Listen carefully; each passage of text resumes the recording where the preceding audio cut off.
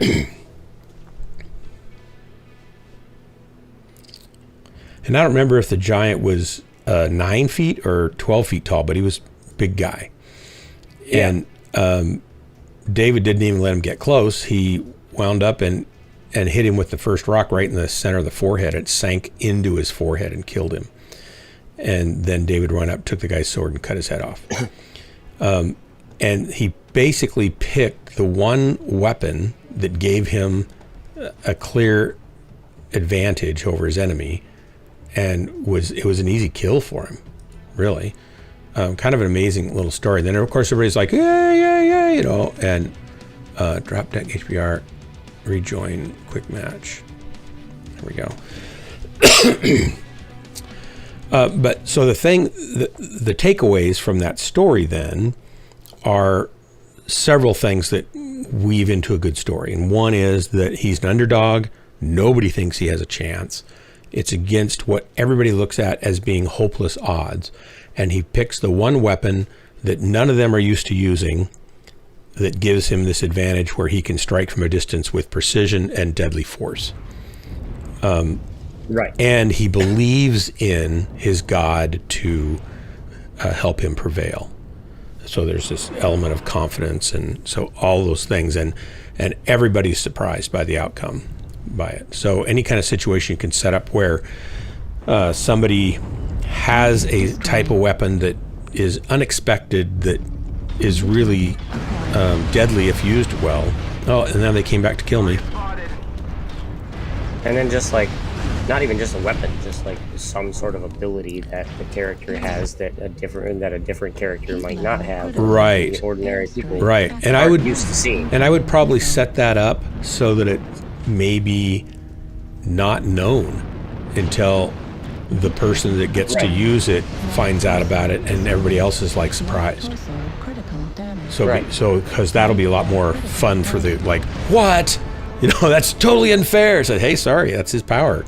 It's not my fault you didn't know what it was yet. Well, it is, but it's funny that you say that, because the way that Dungeons and Dragons works, especially in this type of environment, is the players that are going to be going through this campaign. And a campaign is an adventure that basically takes place once a week over a period of 6 months. Okay, so it's like once a week, at the same time, same day, every week, for a session of about 4 hours for a period of 6 months. Holy cow. And what happens is all of the players, and usually there's about like 4 or 5, 6 players, get to choose. I got to interrupt you again. Sorry. So can we group up into 2 groups? Would that be okay, so that we're getting more people dropping instead of not dropping? Because we've got Fishy and Drax now too.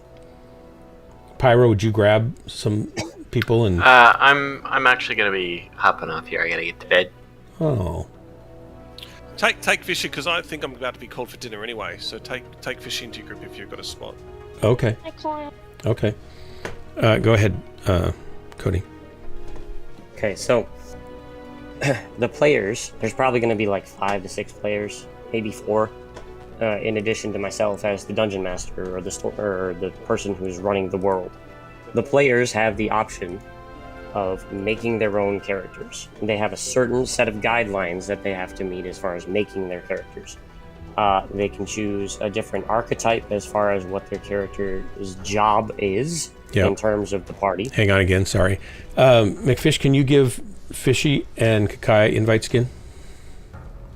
Oh, you gave me a crown. Okay, hang on. And where is Fishy Ghost? Are you in, Fishy Ghost? Fishy Ghost? Drax, I'll give you an invite and you can drop with us till Fishy Ghost pops his head out of the water. Drax left the voice chat. Drax. I think he was. Fishy Ghost, are you in game?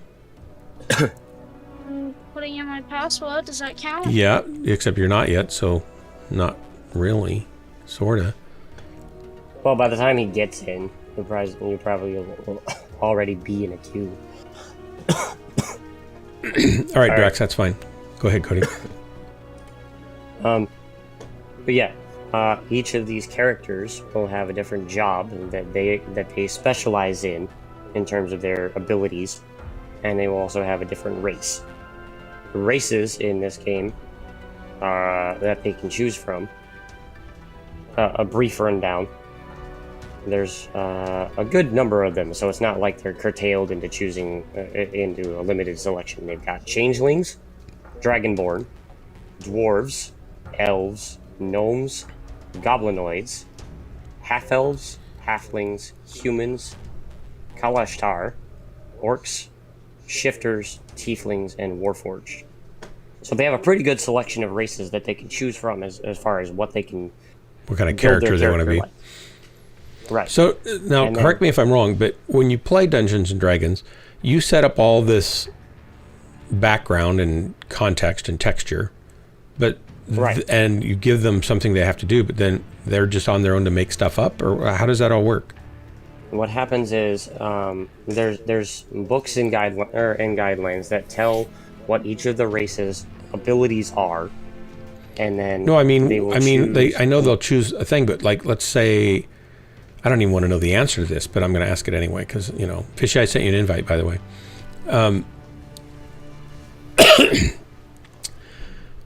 Let's say they pick a job to run shotgun on a stagecoach type delivery of some sort, a steampunk stagecoach. Yeah. Do they make up what happens, or do you make up what happens? It's all determined by dice rolls. So. Well, but you still have to assign a whole bunch of different outcomes for those dice rolls, right? Right. So they tell me what they want to do. Ready up, Fish. Let's set up a mock scenario. So the stagecoach that you mentioned gets accosted by a group of bandits, highwaymen. There's 6 of them, and there are 4 party members on the stagecoach protecting it. And there's also 1 driver. They have to protect the driver, obviously, because he's their employer. Right. The bandits all are trying to... They don't want to kill anybody because they don't make any money that way.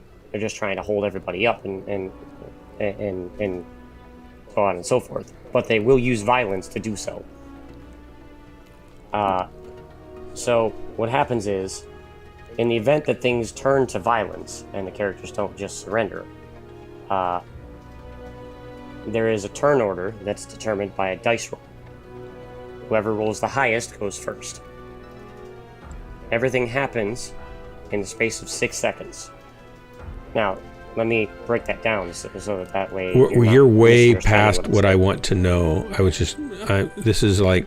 So what's happening here, and no offense, but this sounds like a really boring thing for me to do. So I'm not sure that I'm going to want to know too much of the details. Okay, I want to be able to help, but I'm like, I don't know. They tell me what their character does in that scenario. And I tell them, okay, roll a dice to determine how successful they are at the thing they want to do. Okay, and so you have a table that basically says outcome is positive, outcome is negative, outcome is something in between. Yes, okay. Essentially. So, depending on their dice roll, the world basically becomes dynamic in the sense that they don't know what's going to happen until they roll that what dice. Keeps you from... I guess it's determined by the dice roll, so you don't get to just be mean to them and make their adventure more and more difficult, right? I set up the encounters, but as a dungeon master, it's my job to make sure that the encounters are balanced in a way that it's possible for them to beat and for them to beat based on the abilities that they currently have, but it's still challenging. Okay. If you get what I mean. Yep. Yeah, I do. I'm just like, I don't know why people would play this. I know some people love it, so I'm not dissing it. I'm just like, it's not me. It's creative storytelling. Yeah. Storytelling from a group perspective. Yeah. No, I get that. And in that sense, it's relational, and you're hanging out with friends and, having a good time. So I get all that part. That's all cool. I wouldn't be drawn to it. So all I'm asking for your input on is the story part of it. Yeah. I've got an outline of a story that I want to tell, but there's plenty of blank space in the middle Right. that can be filled with odds and ends and stuff like that. Well, I'm trying to think of like, a lot of times there's stories about conquests or battles, or that's right, Kai, God does not play dice with the universe, but it turns out he does. That's what makes it kind of interesting, according to quantum mechanics. We have our own God anyway. that we deal with at the Dungeons and Dragons table. He's called RNGesus. Yeah, he gets to make up his own God. There you go. So there's a lot of interesting stories, and some of them like, like if you look in the book of Isaiah, there's this, the Assyrian, I think it's the Assyrian army that's coming to capture Israel, and they lay siege to the city, and basically there's 175,000 Assyrian troops, or maybe it's Babylon. I don't remember. Babylonia. Well, either way, it's a big battle. Right. And so the King Hezekiah is, he's afraid that he should just give up, and knowing that he'll be hauled off to captivity or killed, but at least his people will probably survive, even though they'll be slaves. And Isaiah comes to him and says, don't do it, God's on your side. And that's where the actual passage, Emmanuel, God is with us, and he gives a sign. He says, so you can pull some prophecies in, like the prophetic word of Isaiah to this king was, behold, a child will be born, his name will be called Emmanuel, which means God is for us, God is on our side, or God is with us in Hebrew. And which is interesting because in Hebrew, the names of Hebrew kids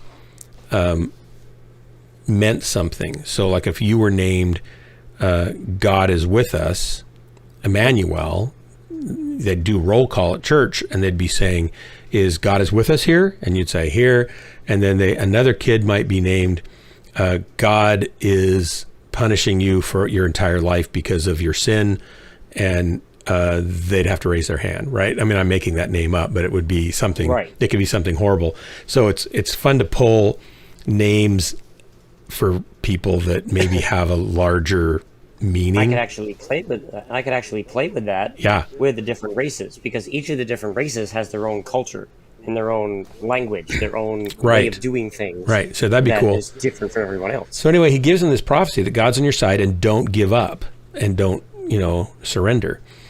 And the next day, after Hezekiah says, okay, I won't, the next day they wake up and 175,000 troops down in the valley are dead, and the army is wiped out.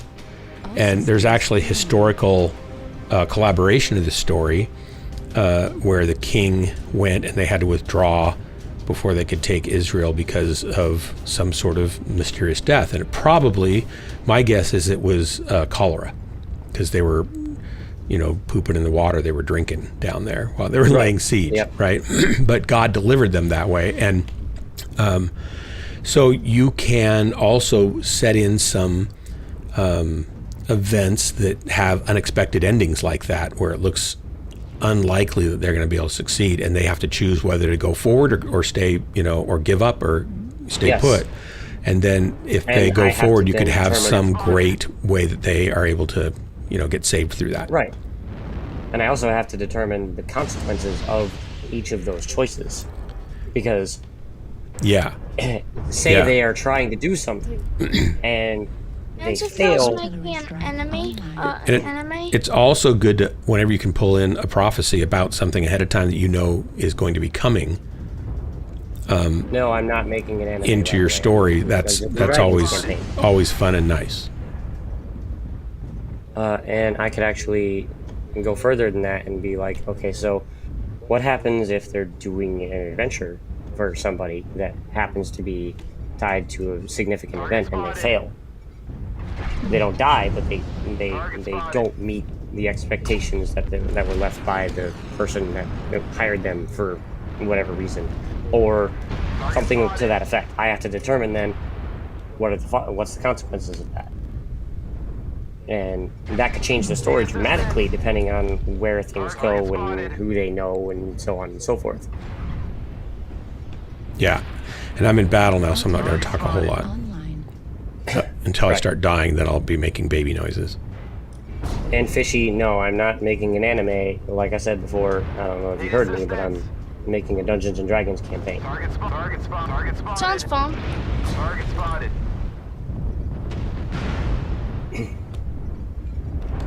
Artillery strike online. B5.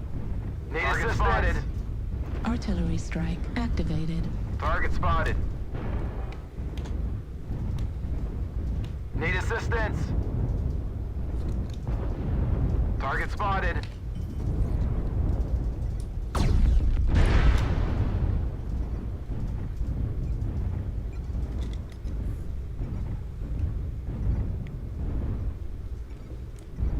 Need assistance.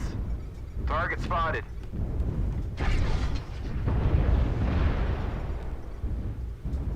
Left arm critical damage.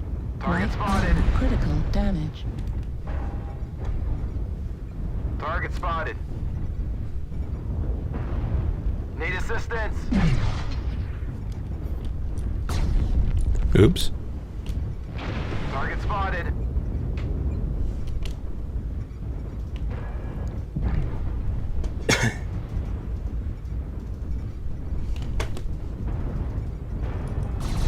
Need assistance. Target Right spotted. torso critical Nerve cap. damage. Left arm destroyed.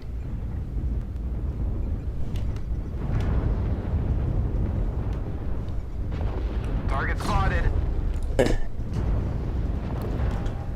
India direwolf. Yep, India, Dial. Target destroyed. Got him. India down. New target. Juliet. Target spotted. Need Target assistance. acquired. Right torso Ow. destroyed. Right Thought I was arm safe there. destroyed. Large pulse We laser got people on our destroyed. back. Heat Target sink spotted. destroyed. New Where's target. Julia? Hotel. I'm down. Oh,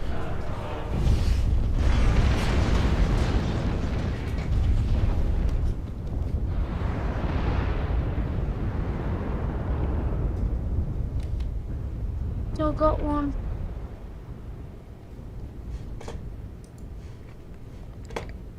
Artillery strike online.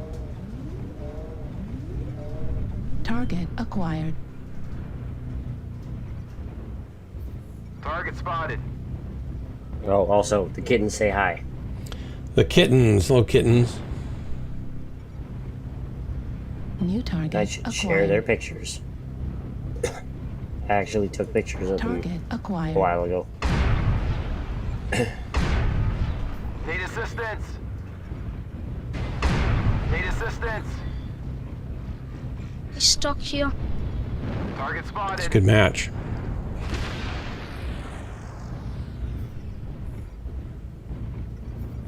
New target acquired. Oh. Okay, I need to take out that side tilter.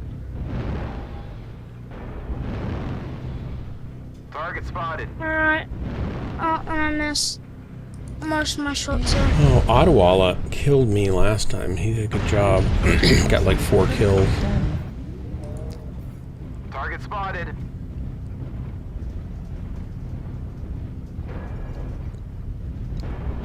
McFish, oh, you're in a I'm actually hunchy. gonna take.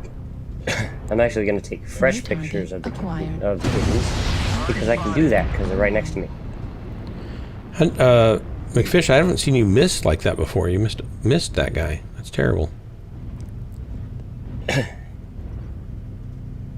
Are you shooting with your eyes closed or something? Affirmative. New target acquired. Using the Force, Luke.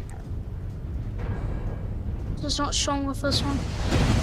Target spotted. Oh, he's almost gone. Heat level critical. I posted the image of the kittens in Ghostland Spec Ops, All right, I'll check it in a minute. Damage. or an image of them. There's 3 of them. They haven't been named yet. Oh, They also McFish. haven't been Strike activated. they're too young to tell what whether they're boys or girls yet too. Grasshopper. Can a boy one be called Potato? Target acquired. Potato. depends. Potato cat? Potato Cat. Heat sink Good match. Good try, guys. Good match. I'll try to kill them all individually.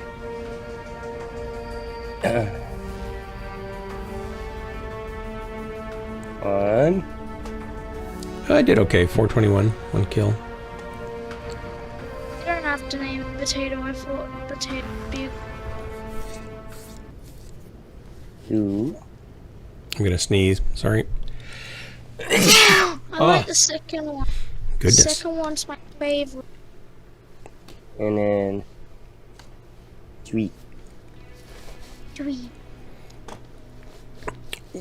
Okay. Look at those cats. I like the second one. Those are so Second cute. one. Like I said, they haven't been named yet because we haven't figured out which ones are boys or girls. They're too young. The second one looks like a potato. Are there three Can I of have them there? one? Or 4? 3? Yeah, there's 3. Okay. I took 4 pictures because the first one was Yeah. all 3 of them together. Those are Can I adorable. have one? Their eyes are open though, right? So Yeah, it's their been eyes are open. More than 2 weeks. Is Kakai, is that a Dorito chip? Yeah, I think you Doritoed it.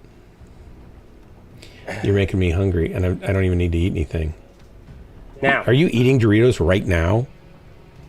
That might be breaking one of the Ghostlands stream rules, actually. okay, so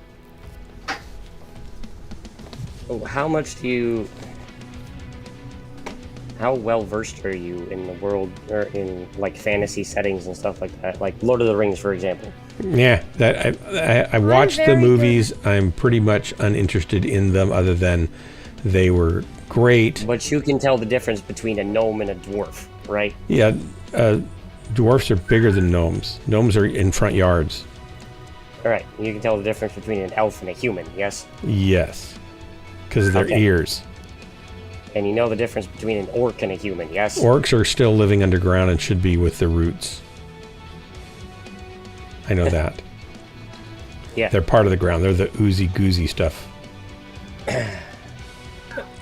So They're rotting, decaying. the more interesting ones, as far as my perspective goes, on what these characters and what some of the societies that are in this world, the characters are going to have to encounter are things like Dragonborn. They're basically I don't know what Dragonborn means. Oh, that's one of the characters. That's one of the things. Yeah. Okay, sorry. that's one of the races. One of the Dragonborn are very much like dragons, standing erect in humanoid form, though they lack wings or a tail. They have scales for skin. They have a breath weapon that is Like just associated bad with breath, the you color mean? of dragon they are. No. Like they can actually breathe an element, like thunder, lightning, fire, acid, things like that. Okay. So that's Dragonborn. They're Yep. kind of tall. They're kind of stocky. They're Who you should be talking to is my sister, who has like 10,000 books, excuse and they're me? all sci-fi and fantasy and all that kind of stuff, and she totally knows all that stuff. Right, but what, fishy? Can I have one of your kids? Acid breath. I mean, that'd be a really difficult thing to figure out how to do. What does that cost I'm to ship a sure. live kitten? Also, you should name one Meowthra. Meowthra? The big cat, monster creature from Lego Ninjago. Something like that. Are there some Are you okay? acids that are flammable? Like you could have acid bad breath burning bad breath? I mean, kind of. It depends. It depends on the makeup of the acid itself. In terms of dragons, though, you usually have it's usually one element that they breathe. Okay. and they can only do it. They can't do it all the time. They can only usually do it once before they have to rest and do it again. Or at least drink a lot of fluids to rehydrate. Yeah, essentially. And it's just something that they can use in battle as like a last ditch effort, or as like their big push ability. Okay, so they're not like what's his name? Is it Cyclops in X-Men that can open up his visor and just fire comes out all the time until he closes it? They can't just lambaste everything with their breath all the time. They have to like pick and choose. Howdy, everybody. And then you have changelings. Sensors online. Changeling Weapons is online. somebody who can shift their face and form Systems to look like anybody else. Oh, kind of like how I look a lot, or George Clooney looks a lot like me.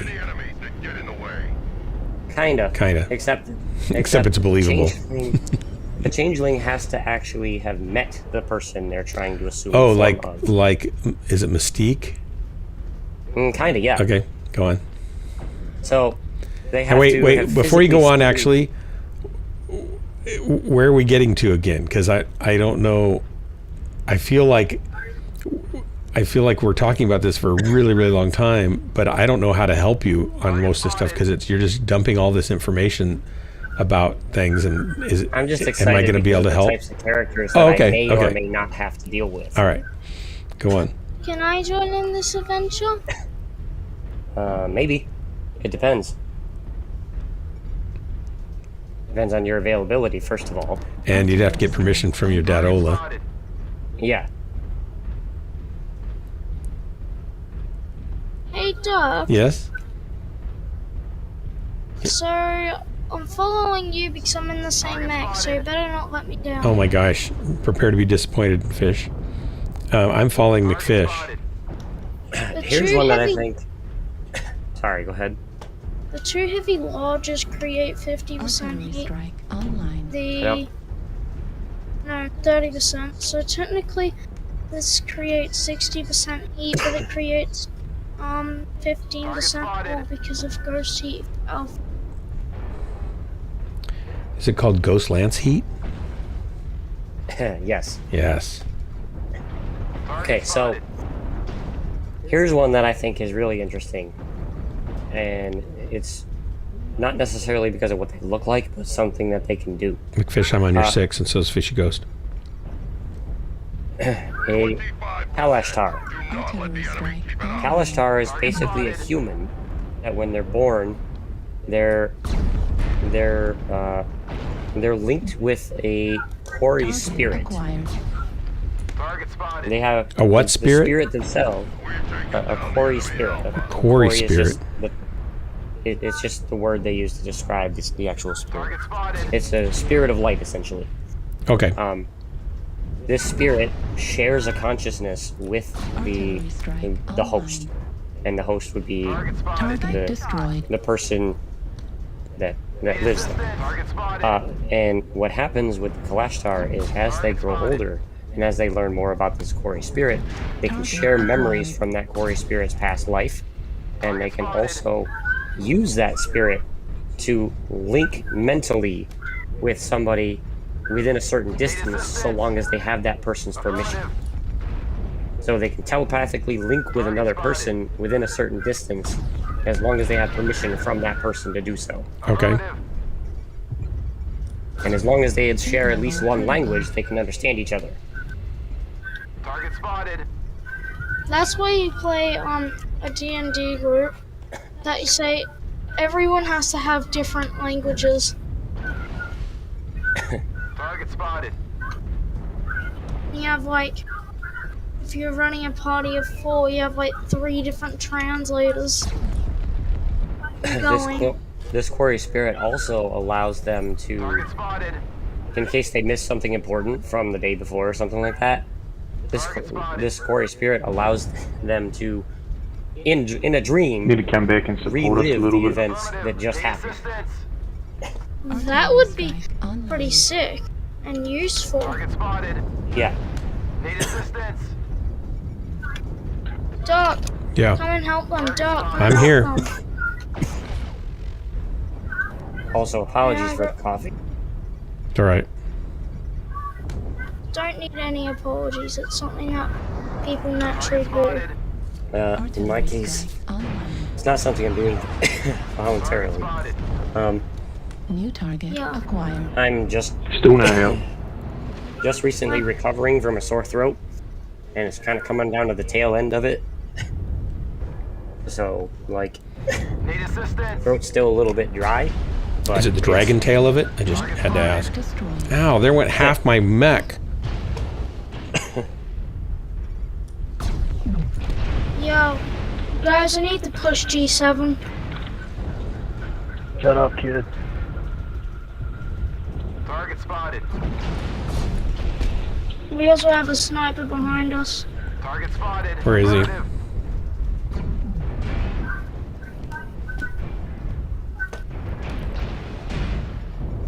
Duck, you're gonna die if you don't find cover. Need assistance. I'm trying to find cover. All these mechs are shooting at me.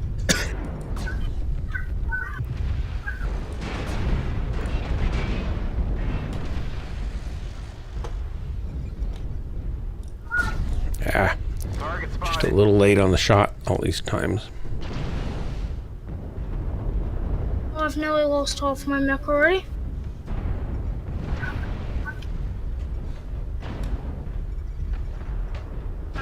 Target spotted. Center torso critical. Oh, they got me. All right. He's Thought I could sneak flying. over there and shoot that other guy. These urban fights are what most mechs don't experience. Center torso Most mechs critical pilots Thanks.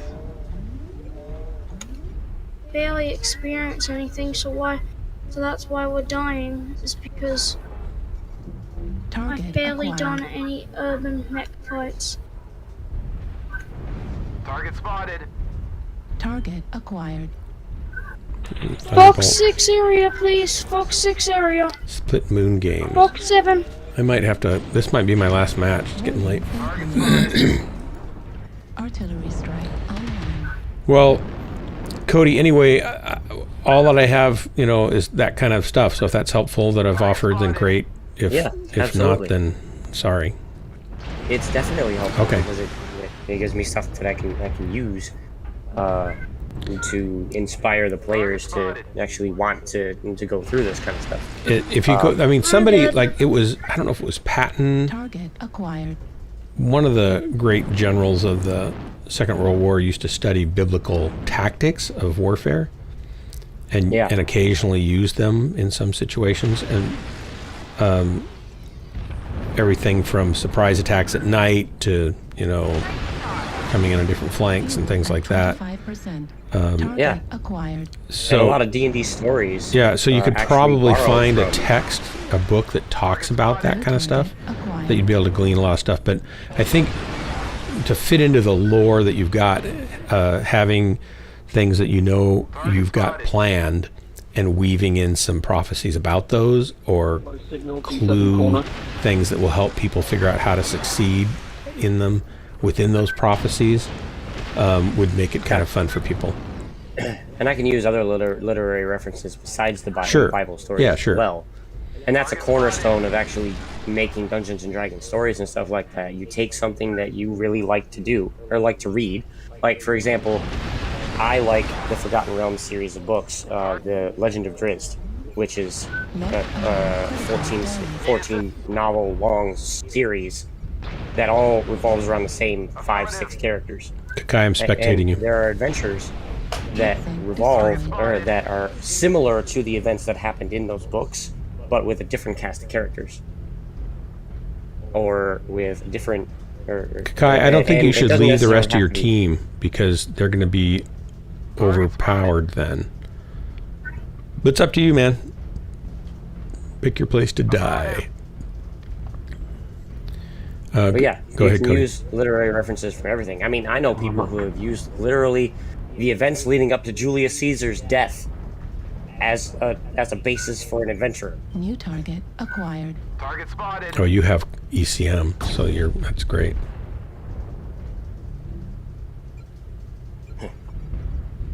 Might just bag yourself an annihilator there, Target huh? spotted. Affirmative.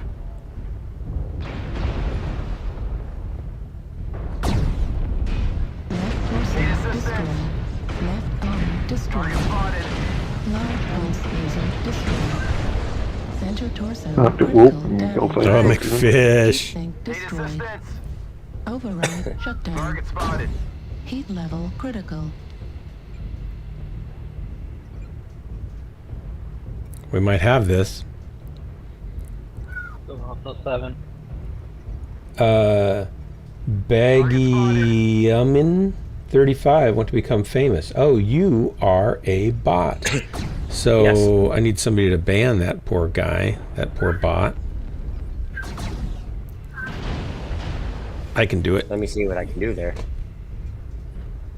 I don't even know if I'm a mod in your channel. I think I am, but I'm not sure. I'm a mod in a couple of people's I channels, think so it it's might hard be. to tell I can probably sometimes. get him. Bans, mods, message, ban. I can ban. That Arctic Wolf was I got last it. in Golf X. If you hit me in the back a second ago, I've got low signal. I am not a mod in your channel, but that's okay. Oh. It's because you're not here all the time. I think that's why. Probably, yeah. Good shit. Because you like have a life, you have to work occasionally and stuff. Don't get me wrong. I am not asking for that No, responsibility. that's fine. Not in any way. Yeah. Hey, we won. Wow. Great work, guys. Thanks for the drop. I should go to bed. It's late. I want to stay and play, but I should go to bed.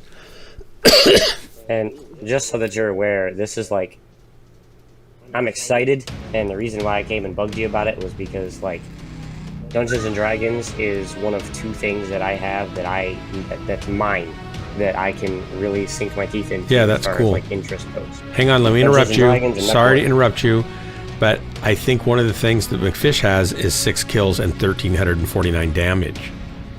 He does. Hey, I can see And that. Kakai got 723.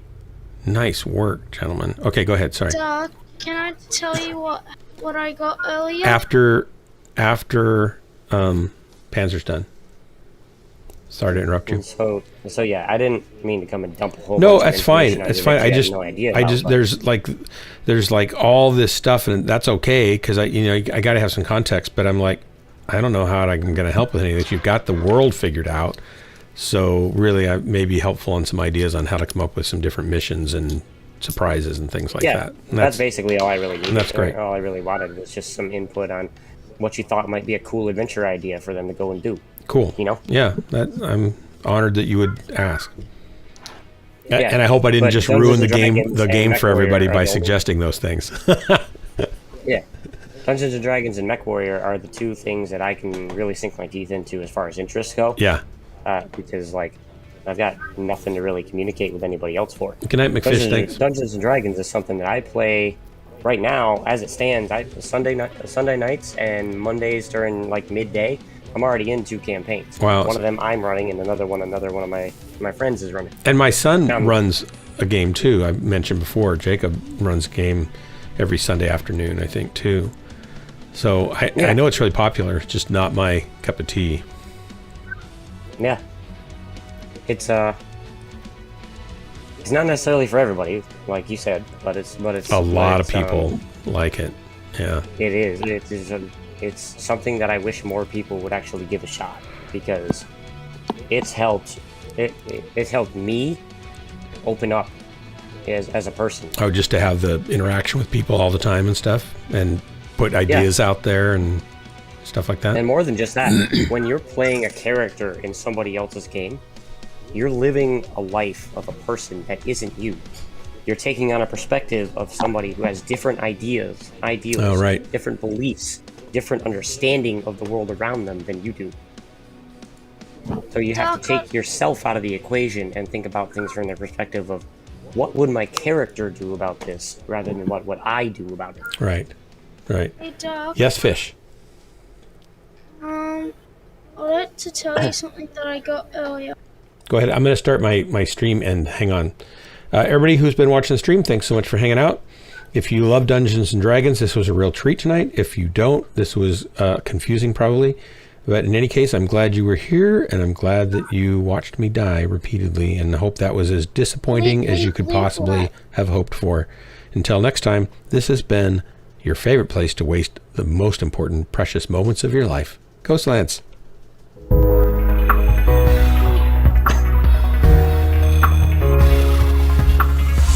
Goodbye, Kakai. Thanks for dropping with us.